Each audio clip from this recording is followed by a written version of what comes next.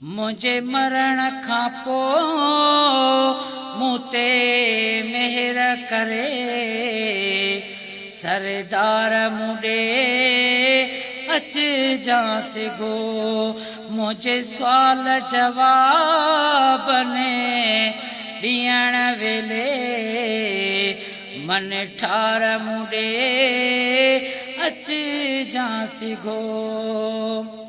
सकरात वारी दुखी ॾाढी घड़ी तो सिवाय मां पवंदुसि ॾाढो अड़ी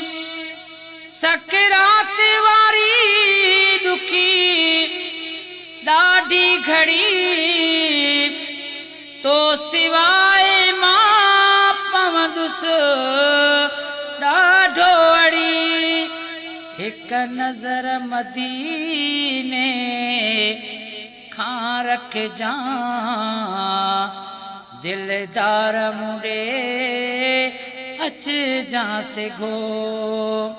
हिक नज़र मदीने खां रखजां दिलदार मुडे अच जांसिगो मुझे मरण खां पोइ मूं ते मेहर करे सरदार मुडे अच जांसिगो मुझे सवाल जवाब ने ॾियण वेले मन ठार मुडे अच जांसिगो सजी उम्र गुनाहने में गारी मुझी तौबह आजारी सजी उम्र गुनाहने में गारी मुझी तौबह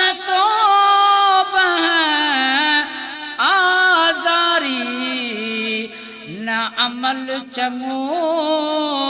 मूं वटि आहे कुर्बदार मुडे अच जांसिगो न अमल चङो मूं वटि आहे कुर्बदार मुडे अच जांसिगो मुझे मरण खां पोइ मूं ते मेहर करे सरदार मुडे अच जांसिगो मुझे सवाल जवाब ने ॾियण वेले मन ठार मुडे अच जांसिगो कल में साक जाए रवानू पिरी इहो अर्ज़ु तो खे रोज़ानू पिरी कल में साक जाए रवानू पिरी इहो अर्ज़ु तो खे रोज़ानू थो सिक मां सॾड़ा ॾाढा कयां अखियुनि ठार मुडे अच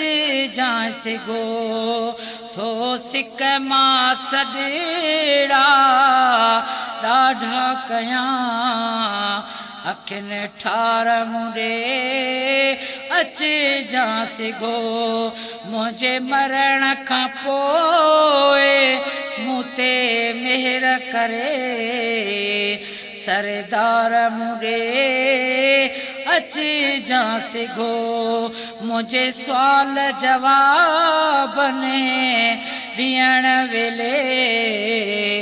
मन ठार मुडे अच जांसिगो आहे फैज़ खे तुंहिंजो सहारो साईं खपे कबर में नूरी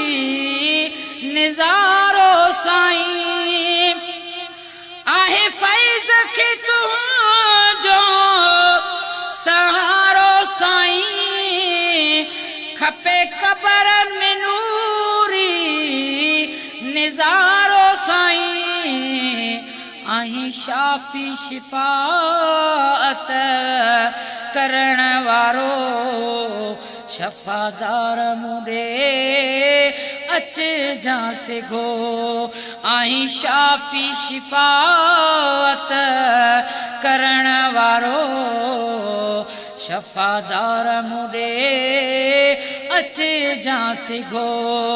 मुझे मरण खां पोए मुते